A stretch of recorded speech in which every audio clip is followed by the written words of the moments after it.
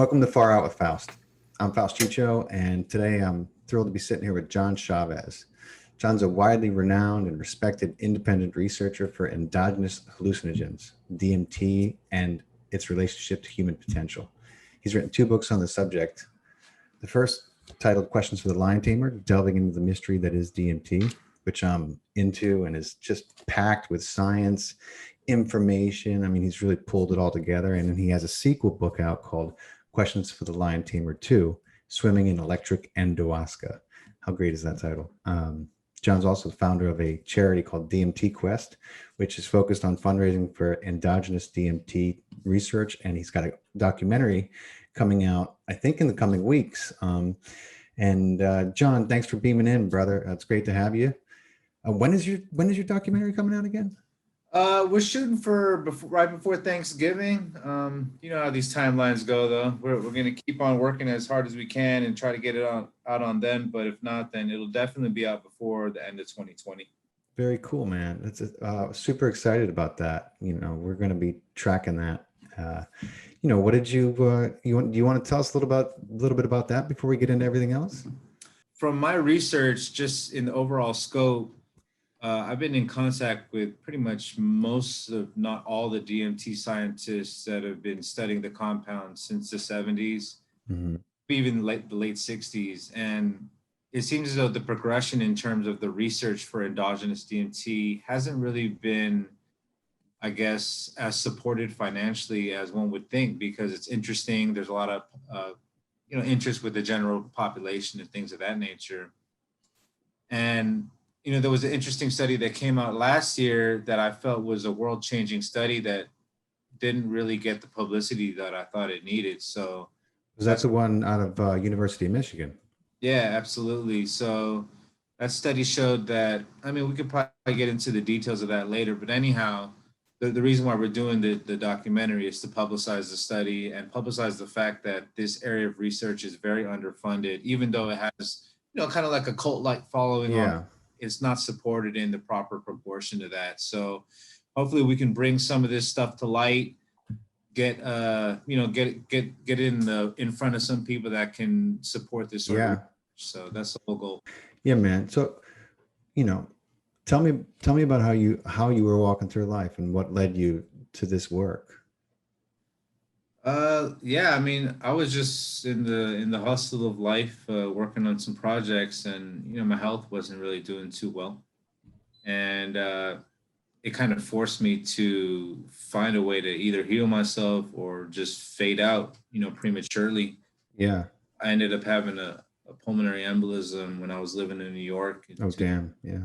Well, and that kind of gave me some, not just perspective, but wow, like life is a little bit, it's not as set as you would think it is. I mean, I had grandpas that lived to one over 100, one over over 90, so I always assumed that I was going to live a long time, but these assumptions don't always go the way we think they do.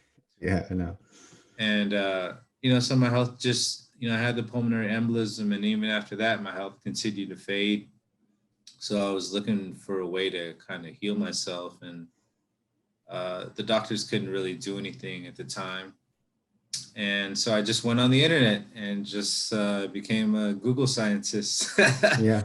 So yeah, I was just trying to find a way to heal myself, and I accidentally stumbled across some stuff that I probably didn't do right. But anyways, the end result ended up working.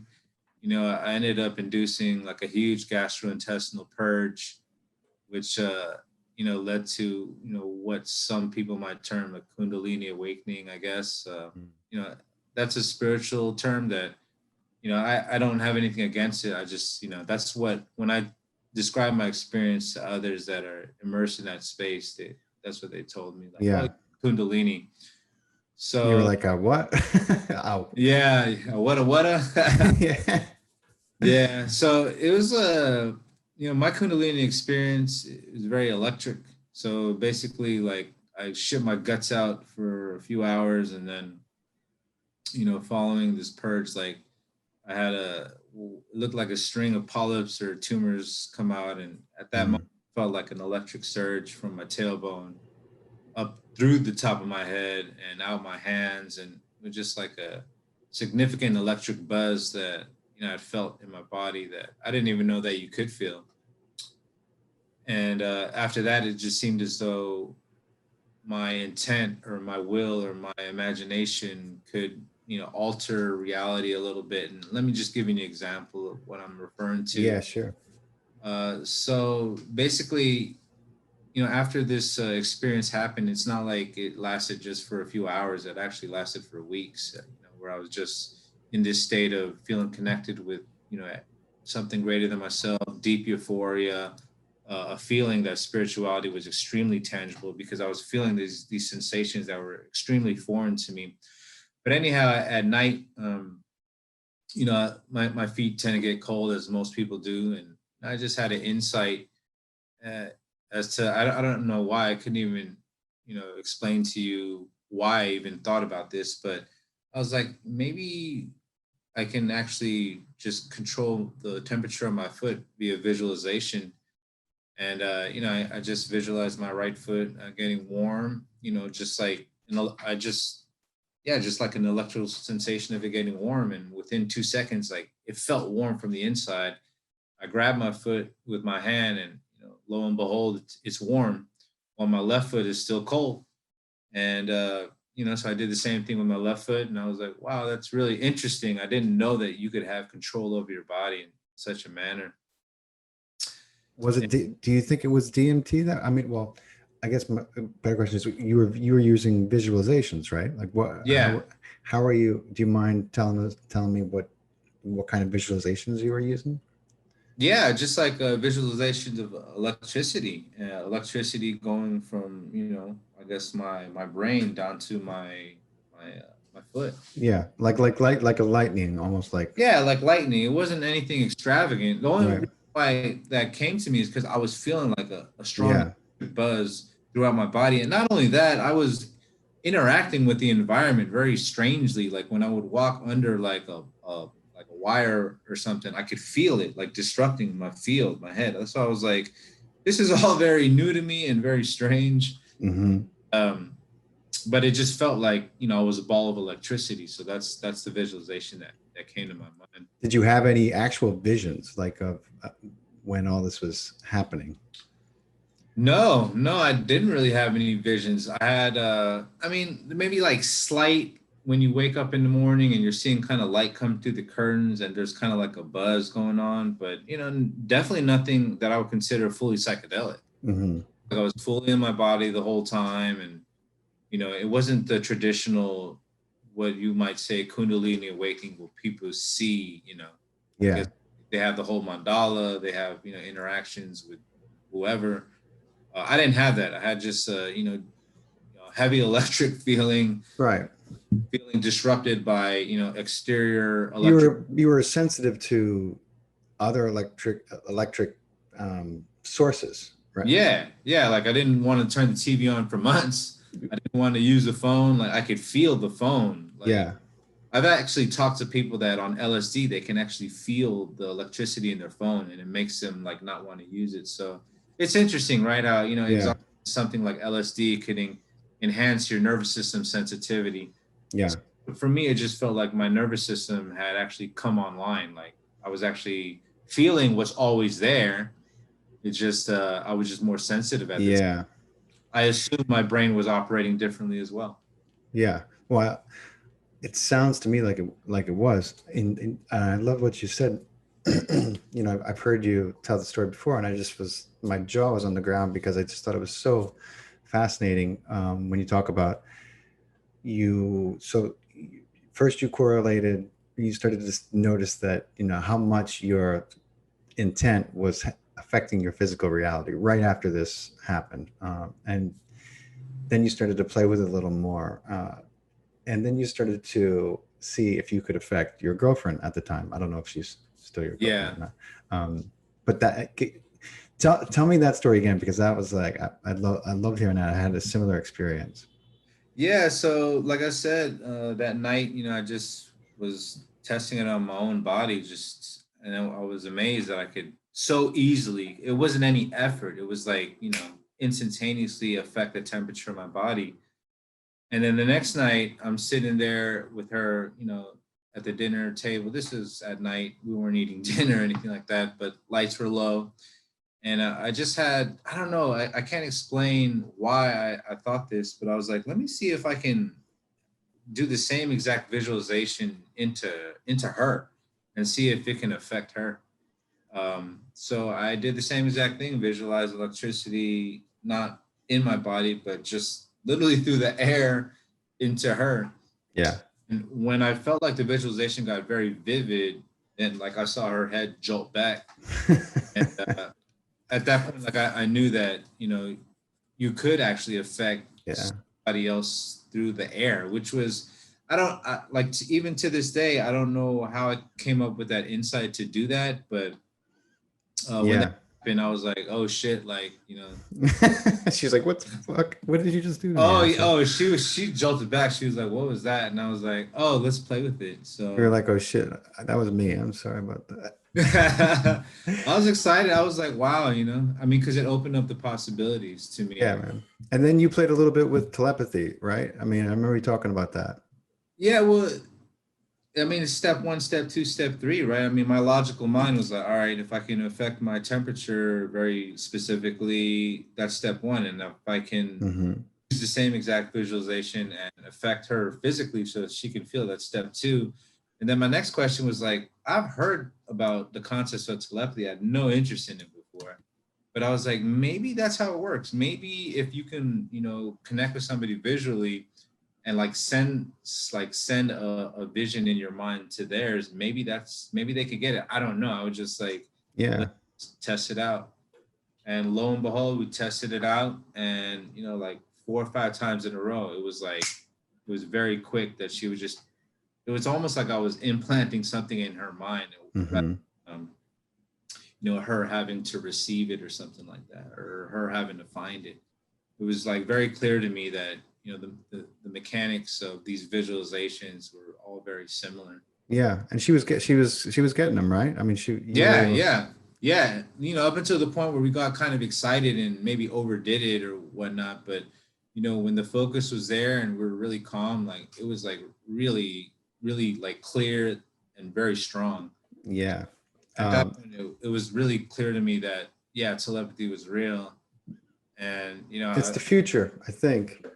The future of mankind, I mean, we'll get there one day. Right now, I think it would be a nightmare, but the future and the past, because telepathy is not something that's new, right? It's been around forever. Yeah.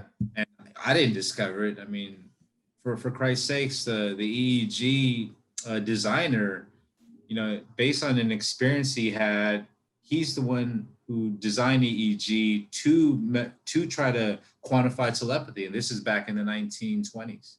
That's right, dude. I was reading you found that, and I think you wrote about it, or maybe you were telling. I heard you talking about it, but I told Edith. Yeah, that's right. You told Edith that, and that's remarkable. I had no idea that that's why the EEG was originally, so far ahead of its time. It's crazy. Yeah, and one of the theories I have is that because they couldn't measure gamma wave back then, because there wasn't a digital equipment. So after the digitization of EEG, then they can measure gamma. So I'm assuming that you probably see some faint synchronization, and it seems as though Bill Bankston, he's a longtime researcher when it comes to the healing stuff. He's a legitimate guy. He's been doing it for 20 years, and he has data showing the phase synchronization in the EEG between 2 people at a distance. So it seems as there is data to support some of these theories. Yeah, man, I think we got to open up just take a warehouse and convert it and put aside like $50 million and have someone like you and a bunch of other scientists really just go to town on this stuff, man. I mean, what a gold mine could come from some of the discoveries we were, if we would really put our money into something like that instead of the things that we waste them on in our government. Yeah, to me, not just the research, but the publicity of the research is super important, right? Yeah. You got great research taking place, but if nobody knows about it, or, it's not necessarily believable, right? Because in a lot of these write-ups, it's too much scientific jargon. You need something that the general public can kind of digest. Yeah. That's why Strassman's book was so fascinating. And really, what Strassman wrote that book, when was it? It was was it in the 90s, right? 19, it was in the year 2000 it was published. So Published in, yeah. studies were in the 90s, but he published the book in the year 2000. God, like how synchronistic is the timing of, and that book kind of gained more and more popularity, I think, over the years. It wasn't one that just flew off the shelves, but really kind of slow burn, circulated. And I remember a friend of mine called me up, and I had bought the book. I had bought the book over 2 years before that, and it just sat on my shelf. And meanwhile, I was meditating and getting into all these things. And she's like, holy shit, I'm reading this book. And she sent me, I was like, oh, fuck. And I just immediately picked it up off the shelf and started reading it. Even though I had never turned a page on it before, she was like, you have to read this. And I started reading it and I couldn't stop. Yeah. No, Strassman, from what I understand, he was saying that each year it sells more. So it's like, wow. It came out in 2000, and it's like now, 20 years later, it's actually selling more than it was like 5 years ago. So damn, that's great. That's funny. That's crazy. Yeah, and that's why I'm like, it's the time. It's 2020, so we need to go ahead and get this endogenous DMT research up and going.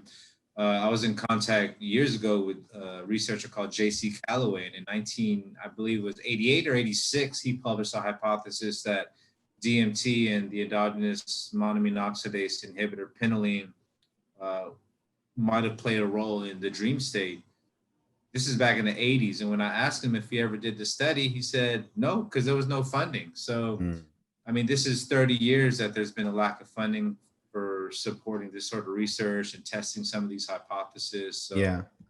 I mean, it's time. It's time that whatever studies were done were made public, because I'm also recalling some things I read about the government and some of the Black Ops programs doing studies on, using DMT and doing studies. But, the problem is, whether you're talking about software or human technology, the most advanced of it is kept for material gain in our society. And that is also something that really needs to go to the way of the dinosaurs, because that's part of the reason why we're in this mess that we're in right now. I mean, between the politics and the pandemic and the healthcare system, it's a lot of chaos. Yeah, I mean, the biggest opportunity I see is with the private philanthropists. I mean, that's one of the positives I see to come out of the pandemic, is that the billionaires got richer. So at this point, we got to tap into these billionaires that did get richer for this sort of stuff, right? Yeah, man. You don't have to jump through the same hoops that you have to for the NIH. Probably in some cases it's worse, but in other cases it might be a lot easier. Yeah. To get them to go ahead and fund some of this stuff. So, I'm always looking for a positive in the game. Absolutely, man. And clearly the billionaires can fund whatever the fuck they want and there is no, there's no restrictions really. I mean, they find a way to write it off. So, if they wanted to do this, they absolutely could. I mean, Musk, I would think that Musk would be one that would be interested, but who knows with him? He's very kind of cybernetically orientated. Yeah, I mean, that's why we're doing the documentary, so we can hopefully get in front of all of them, right? Yeah, all of them that are futuristic thinker, that have big questions about life, the origins of life, maybe our evolution, maybe our future. Maybe they might be interested in something like this, and we're gonna have a clear call to action that if they want to see more progression, then we can make something happen. Nice, man. That's fantastic. That's exactly what we need. I'm glad you're doing it. You're the man to do it. Very cool, man. And I'm sure people who are watching this, there are going to be some who have friends in high places, friends with billions of dollars, who may just see this and be like, that's something I could definitely get involved in and put some of my money in. You chose to focus on DMT. And I remember when we spoke, you said this, and I think you said it in your book as well, because it's measurable, because it's quantifiable, right? Mhm. And you were interested in having a serious discussion about this, what's been called the spirit molecule, with scientists and doctors, and some of the experiences that you had. I thought and believe this is a very intuitive way to begin to study these subjects. And I'm curious as though what else drew you to DMT. I know you had a pretty remarkable experience, which we're going to get into a little later, but you did settle on DMT of everything you experienced, and I'm curious why. Well, it's kind of multifaceted. One of them is strictly from a communicative perspective of mystical experiences, how to reduce that down. I mean, you can go into all the different brain waves and the brain activity that people have seen during either psychedelic or meditation type stuff, but that's a little bit too complex in terms of discussing mystical experience with the general public. So Hmm. I just found that it was intriguing that we have this thing called the spirit molecule within us, and there might be a correlation with mystical experiences. I was just interested in having those conversations Mm. with people, because I saw that it was an icebreaker when people were, maybe less open to talk about mysticism. Yeah. When we were to talk about something that's undeniable, like endogenous DMT, then their ears perked up and they were more open Yeah. to concepts. So That's that a was great, one of them. it's a bridge, dude. It's a great bridge. I think it was a tremendous insight you had as to how to begin to have a serious discussion about it. So that's awesome. Yeah, it was also, I read DMT, the spirit molecule by Dr. Rick Strassman. And Hmm. interesting because he discussed the fact that it wasn't just a one-shot DMT experience. He administered different levels of DMT to his volunteers in that Yeah. study. And at the lowest levels, the sub-psychedelic levels, meaning that there was no visionary experience, it was at a level below that.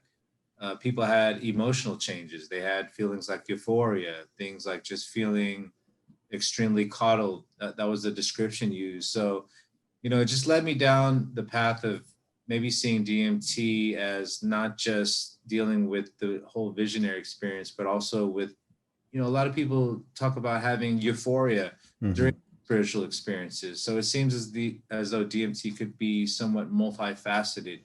There was evidence to suggest that it was multifaceted, it had a multifaceted role in our neurochemistry during these experiences. Absolutely. I mean, I agree. That's been my experience with it. It is certainly multifaceted, and I believe it's absolutely tied to the mystical experiences. But again, when you go to talk to someone and you start getting into quote woo woo, you can lose people who are more grounded in fundamental science and three-dimensional.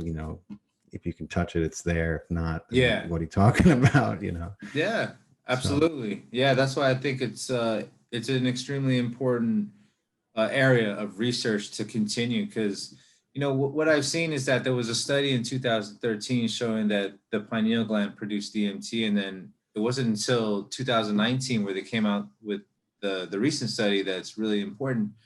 But that was 6 years gap. So yeah, we need to see an industry where we're seeing 6 or 7 studies published a year, right. and that's what I'm going for, because I feel like that's the type of, I guess, research which can keep the momentum going, keep the interest there, keep Hmm. the conversation flowing, and I think that's what we really need for the future. Yeah, man. And it's a great time right now, with everything going on, and people are waking up.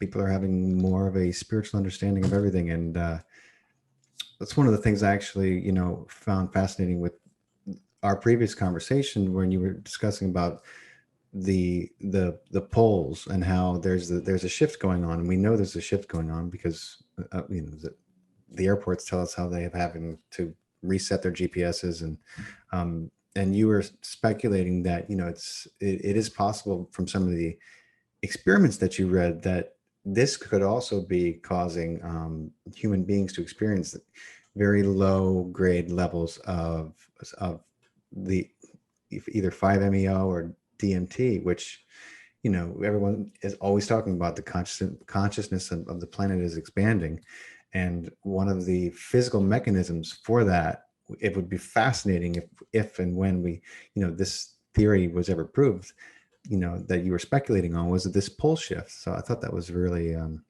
intuitive. Yeah, thank you. I was actually going to give a talk about that at Terrence McKenna's, I guess, anniversary death that Dennis McKenna had actually invited me to speak on prior to the COVID thing. And I was going to talk about a paper or an article I wrote called, I guess it was the upregulation of Endohuasca and the pole shift theory. Because Terrence McKenna had this thing called the Stone Ape theory.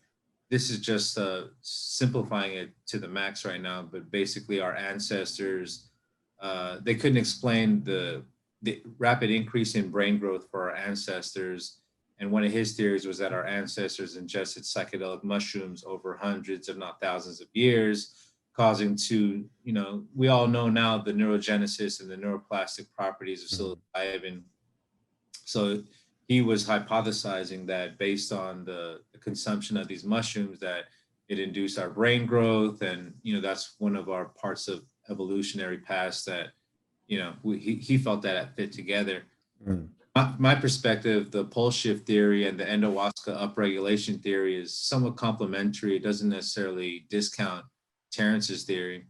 Yeah. But the fact that, DMT is neurogenesis, neuroplastic, induces neuroplasticity. 5-MeO does the same thing, and they're both endogenously.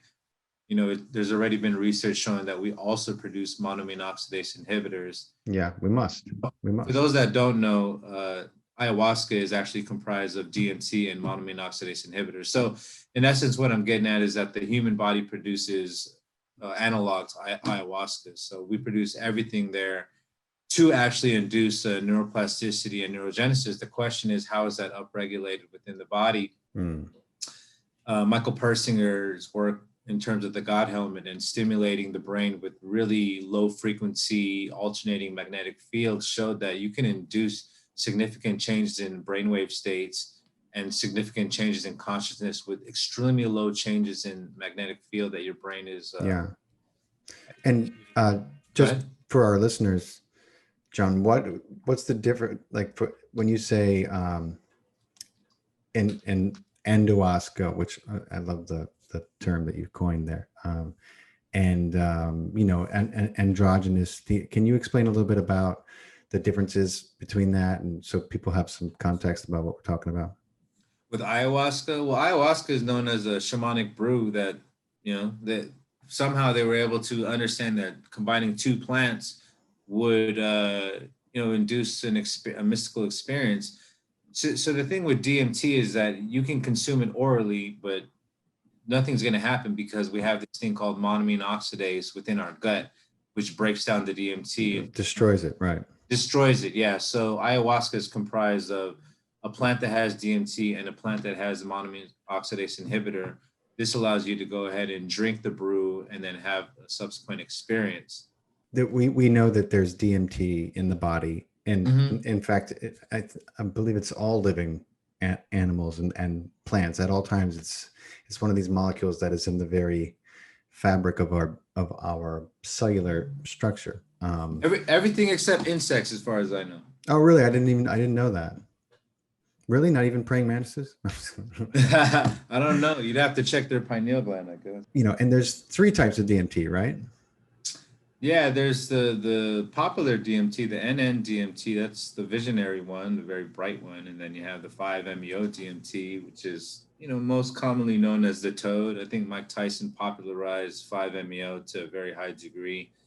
And then there's bufotenine, which I believe 5-hydroxy-DMT, which some of the, I guess, the research around that is a little bit more scarce. We don't really know exactly the effects that it has, but it's definitely produced within the body. Yeah. What's do you know the biggest difference between 5-MeO and what we call normal DMT? I mean, I can only speak from what I've read and the people I've talked to. It's less visionary, less bright, less colorful, but it's been described as being more powerful. Yeah. I don't know if you can speak on some of your own experiences, but it seems as though it's ego death. It feels like real death. Yeah.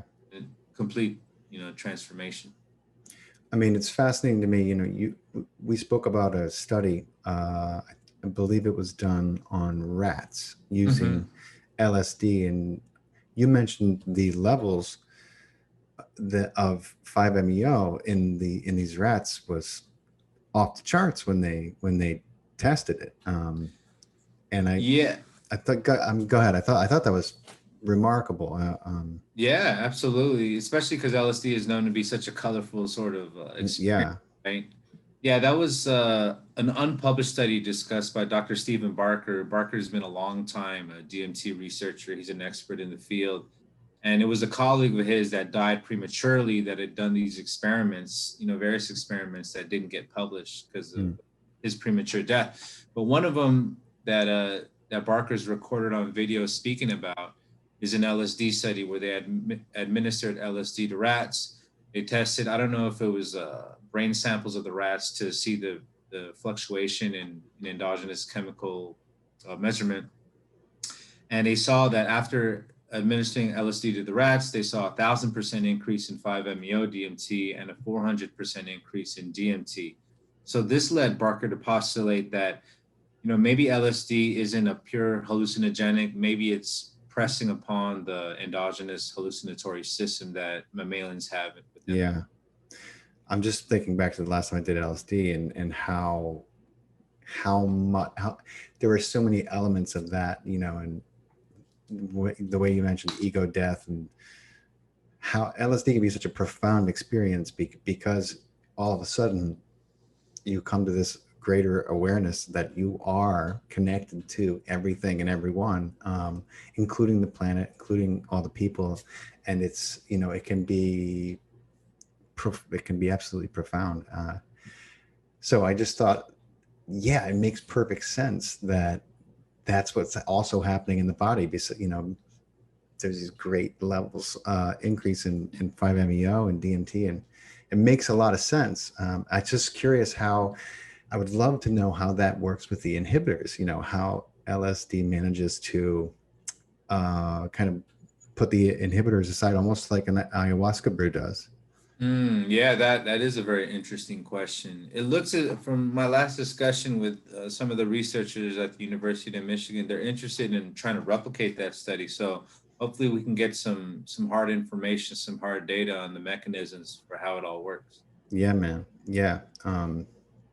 That'd be awesome. I mean, that'd be remarkable. And to see some of the other,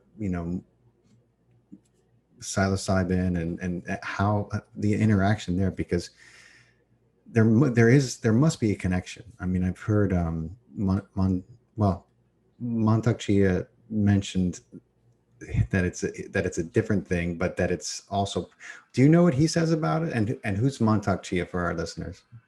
From what I understand, Mamtak Chia, he's like a meditation master out in Thailand, and he holds these things called dark room retreats, Dark room retreats, right? where people spend prolonged period of time in the pitch black. So when we're talking about pitch black, we're not talking about just a darkened room. We're talking about a room that is enclosed, so there's literally no light coming in.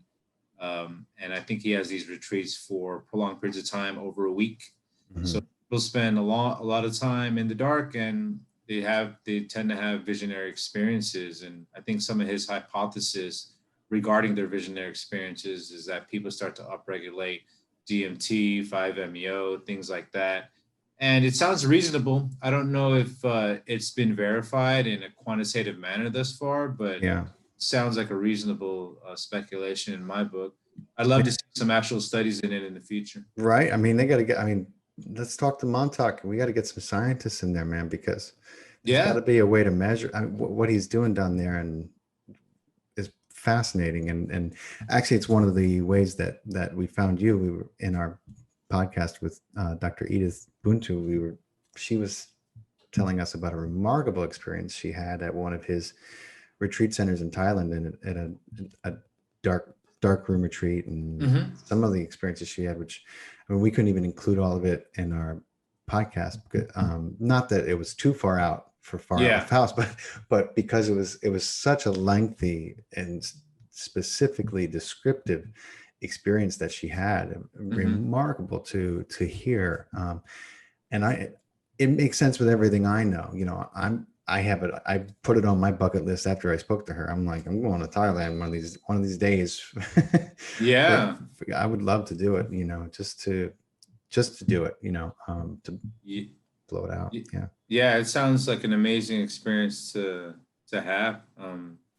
Especially the fact that it's in a very controlled setting, and Mhm. this isn't like a torturous aspect. This is a very deep meditative state that you're in for prolonged periods of time. So Yeah, and these retreat centers are set up for them. It's not like a cave. yeah, They're actually rather luxurious. You don't really see them the whole time, but when you walk in, you do get a chance to take them in. And there's pillows set up around the corners. Everything's safe. It's pretty remarkable from what I've heard.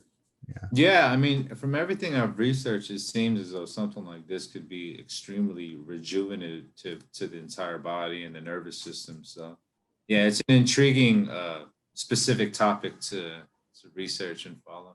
I was reading a little part of your book, and you talk about you get into some of the correlation between gamma brainwaves and, of course, the mystical experience.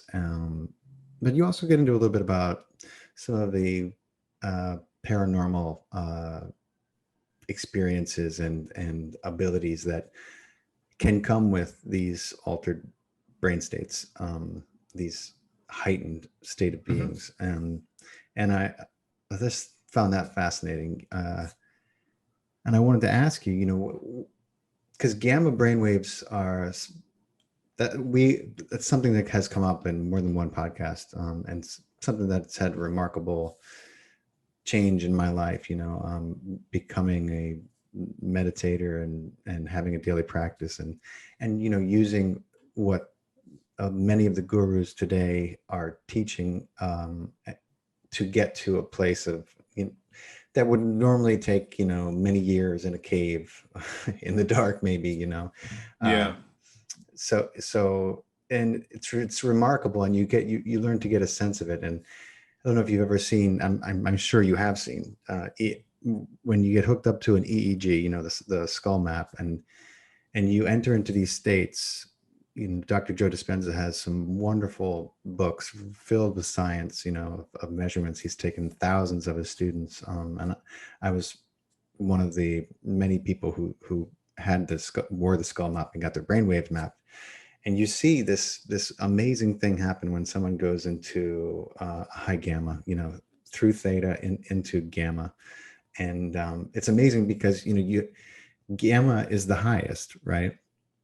And you got to get through beta, but the way into gamma is through you kind of skip over beta. I mean, you have to go through it, but beta is, right now you're listening to me in probably a very low beta. That's for our listeners, so they understand. If somebody was to start banging on your door right now, you would go into a higher beta. And that's people who work these high stress jobs stay in prolonged states of high beta, which is not healthy for the body at all. But I always found it amazing to watch. You can see when they go into that gamma brainwave, the whole brain lights up like the Rockefeller Christmas tree.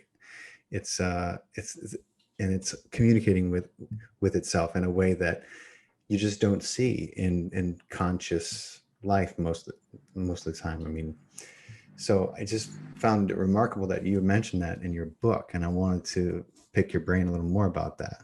Proper communication of the mysticism is to actually delve into the non-mystical things like aha moments.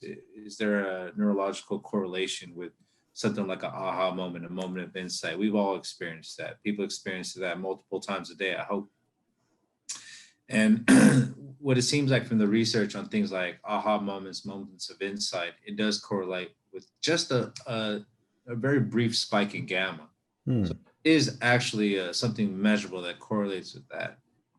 And then I also came across information indicating that the psychedelic experience, at least the serotonergic psychedelics, ayahuasca, psilocybin, LSD, they all induce a higher gamma as well. And I thought that was a very interesting note, even though the aha moment is just a blip.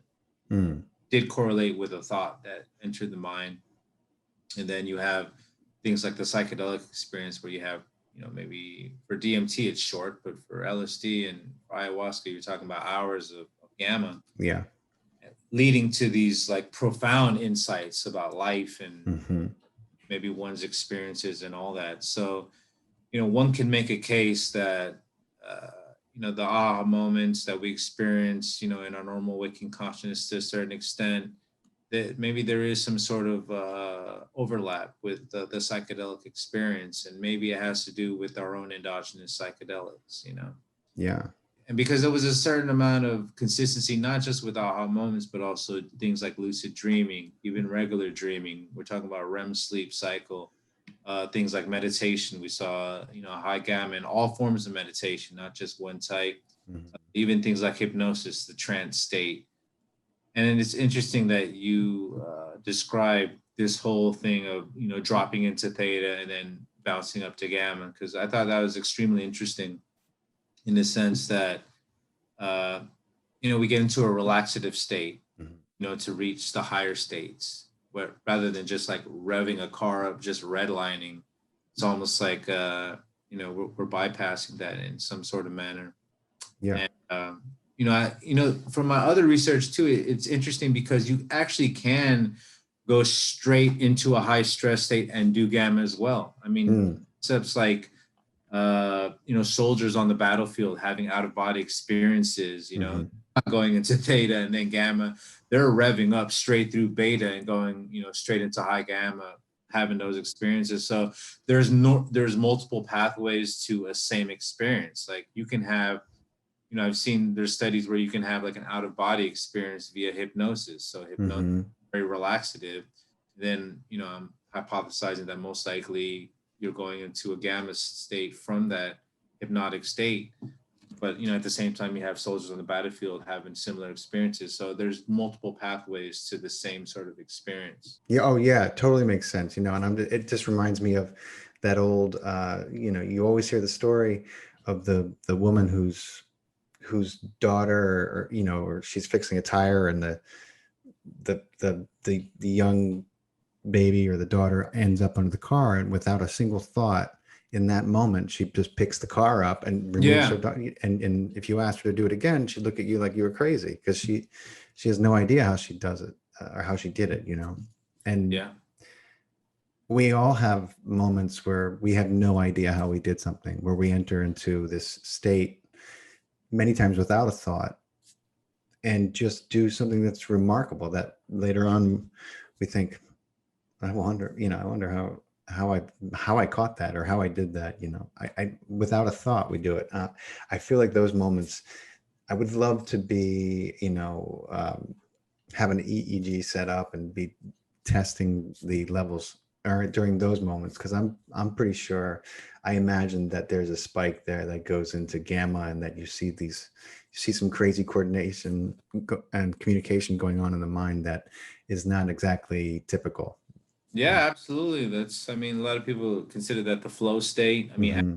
Talk about it all the time, right? When Michael Jordan was in the zone, he was like, I'm just in that flow. It's not like I'm thinking. Right. Yeah, that seems like a really important aspect to study, especially in terms of like higher consciousness and endogenous DMT, things of that nature. Too controversial or censored. The fact that we have to say that is still a little crazy to me. And the fact that there's people who are advocating for more censorship is a little cuckoo to me. How do you feel about all that? Have you, like, you're watching all this go on, and you're like, what do you see? And the pandemic, there's a lot of conflicting information out there, and it seems as though, the mainstream media has an issue with trying to censor certain things, and text trying to censor certain things. It seems like very skewed coverage. It almost seems like a big chunk of the media is wishing this pandemic to continue. Yeah. We're focusing on cases of asymptomatic people, which doesn't do a whole lot. It continues the whole sense of fear that this thing isn't going away or whatnot. But the death rate has really dropped. It has tremendously. Level. So There's a lot of conflicting information. I mean, Sweden never locked down. Stockholm is in Sweden. It has almost 1 million people. People want to talk about Sweden as a small country, so you Yeah, can't compare it to the rest of the world. But they still got a big city, and they never that's locked down. that's right. So there's a lot of I feel like this is a battle for your mind, and I'm trying to not really put too much Yeah, in that and focus on what I need to get done. yeah, man. Good for you. Yeah, I'm trying to do the same. It's not always easy. Yeah, we're inundated by the stuff, so Yeah, it's true. It's it very is a true. distraction for sure. I mean, I feel bad for anybody who passed away this year, but I feel bad for everybody who passed away from everything, right? Right. It's I not know. just from COVID. Everybody died from diabetes, cancer, suicide, whatever. Like, That's right. death is That's right. death. So focusing on the 200,000 or some that died in this country just from COVID, like, I don't look at it like that. I feel bad for everybody who dies like all the time. But Yeah. at the same time, I don't, because I know there's more to life. Yeah, exactly. I mean, sometimes I feel bad for people who lost people, but I don't feel bad for the people who died because they didn't actually die. They're just transitioning into the next life, the next Yeah. The existence, next whoever one. reality. Yeah. Exactly. Um, so, I grieve for the people who lost a loved one. It's hard. It's not easy to lose a loved one, but not for the person who has transitioned, who's onto bigger and better, no doubt. Because I would say evolution only goes one way. Um, Yeah. so, I so mean, that's part of me thinks that if society had a better grip of, the mystical and, the whole DMT experience and out of body experience and, distant communication, we would be a little bit more, I guess, less fearful for our loved mhm. one, a little Yeah, bit more, I guess, a deeper perspective of it other than just loss. Maybe it's not just loss. Maybe in the future we'll look at it as graduation, from this level of existence. yeah, Maybe it won't be just negative. So, yeah, man. And I mean, I was about to ask you, like, on a higher level, is that what you think is going on? And I think you just kind of answered it. I think a little bit anyway. Would you say that's kind of what the test is? What we're graduating from? you're You know? talking about just the human experience in general? Yeah, like what's going on in the world right now? Why 2020? Why everything? Why the shit is hitting the fan the way it is on a higher level? On a higher level? Hmm. That's a good question. I mean, I think it's all part of, some strange plan. I mean, the pole shift's going on. I think it, has heightened emotions. Hmm. You know, Emotion is energy, right?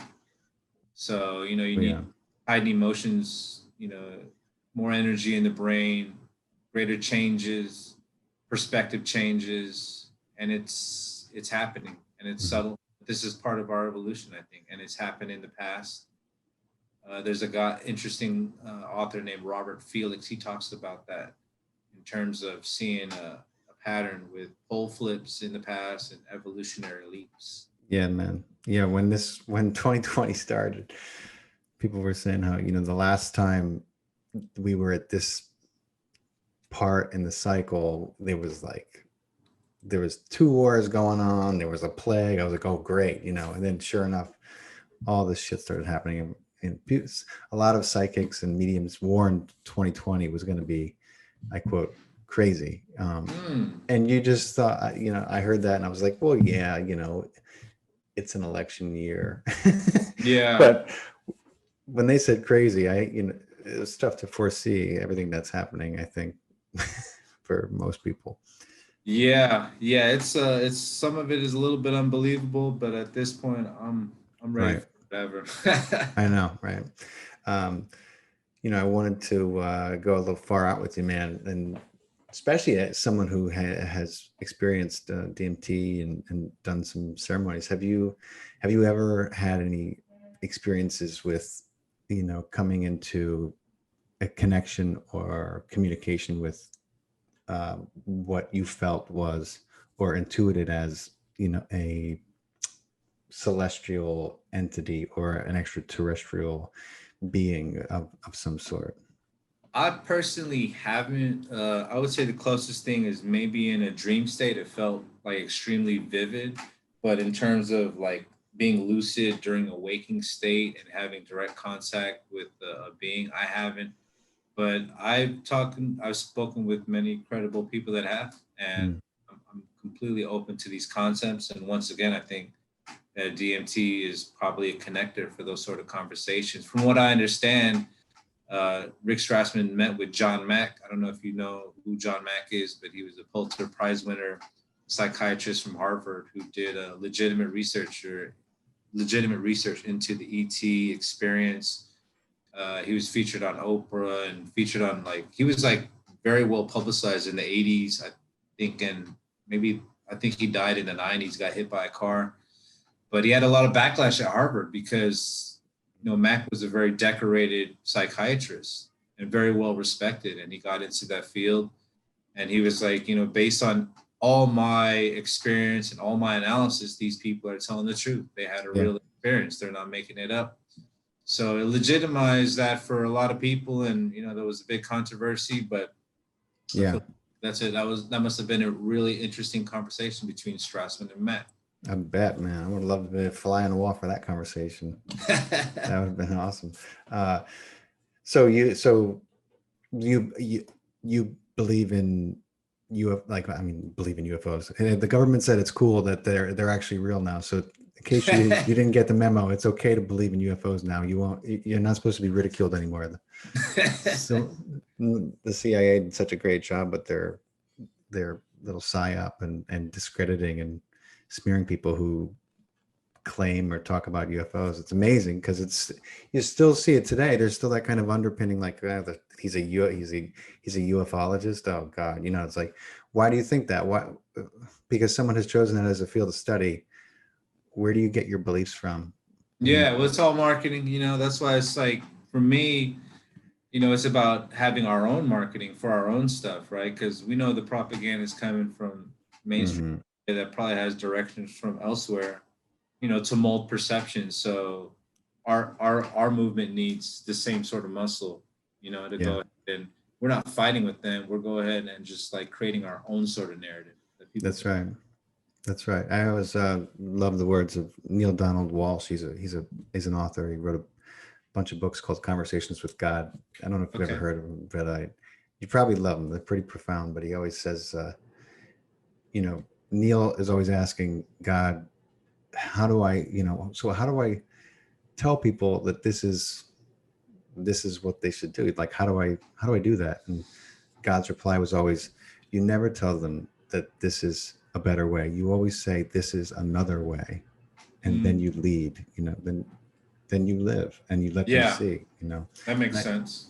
And I feel like that's, one of the problems we get into with everything today is it's this way or that way. It's, instead of just allowing people to have their opinions and feeling the need to invalidate them, which all of us, I think, are in a habit of doing, before we can think about it. And then it's like, look, that everybody has their own perspective and truth.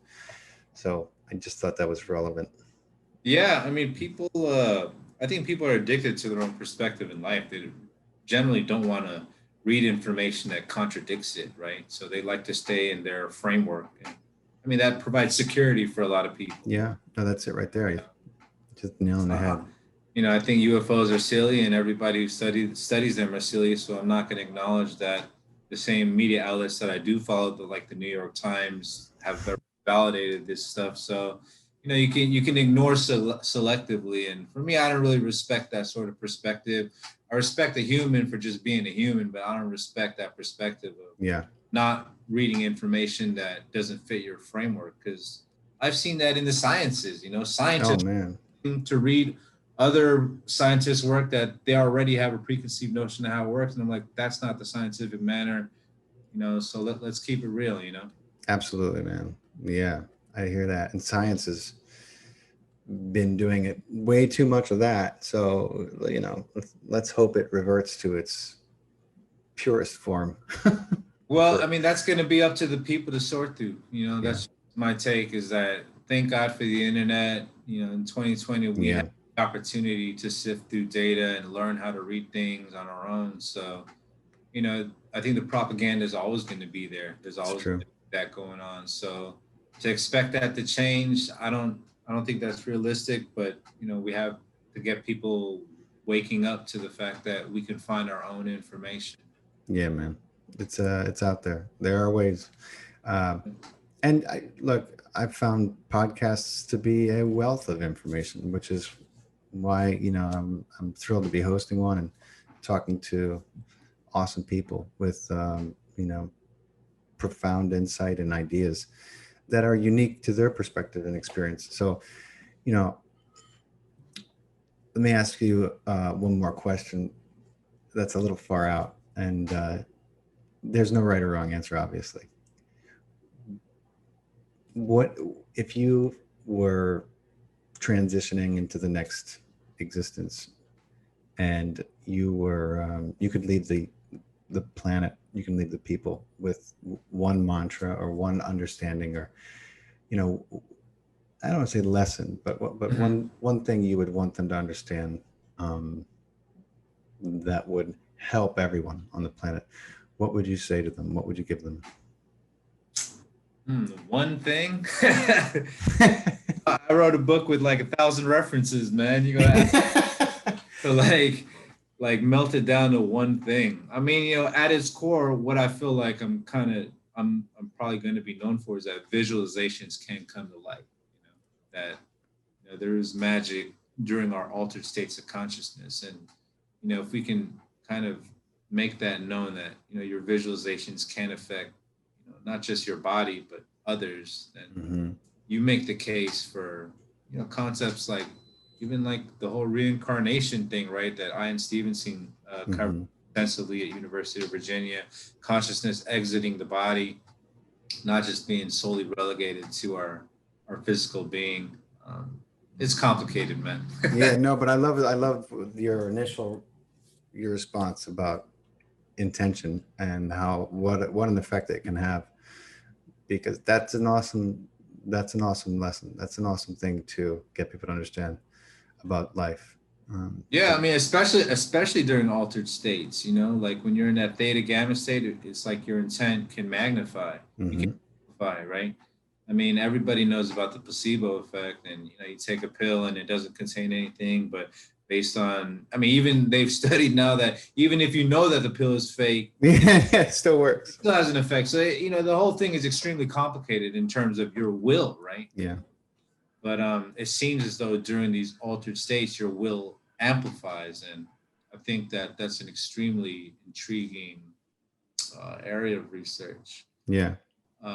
One story that you might find interesting is that I interviewed a hypnotherapist last year named Sharon Waxford. She was originally based out of the UK, and she specializes in medical hypnosis. And she actually has a YouTube channel where it shows on camera her putting patients under hypnosis, and then they're getting their wisdom teeth removed with no anesthesia. Oh, wow. So, I mean, like we have like these pioneers like Sharon, like going ahead and just putting it out there because they were tired of doing these things for decades and then the public not believing them. So now they're putting it out and people can see it. And I feel like that's the future of humanity in terms of, we can only publish papers so much. We got to get it on video. We got to get it on camera. We got to get it in a digestible format for the general public. And for the seekers out there, want to go ahead and watch them and spread it. And that's how consciousness grows about the innate human capacity. Yeah, absolutely. We have a link to an awesome documentary. And I think it was our first podcast with Ian Clark, who shared a documentary that he found that was supposed to air on primetime television and then was buried, of course, and it's fascinating to see. It was a study they did and they documented they were doing ACL surgery. And so they wanted to see if the placebo effect would go so far as to people who, needed ACL surgery. It's when the bone is rubbing against the bone. And what would happen if they went in, do everything like they normally would, except they don't fix it. But the people were under the understanding that it was fixed. Well, they documented what happened, and it was fucking, I mean, it's really hard to believe. Like all these people got better, and not just better, but they thrived, and their knees were great. They didn't tell them for like, you got to see this. There's a link to it. And you see why it was buried, because people realized that even surgery could be replaced with placebo. I mean, what would happen to the medical industry? They couldn't even air it, you know? It's craziness. But I'll send you a link. I'll shoot you a link in the email so you have it convenient. But right on.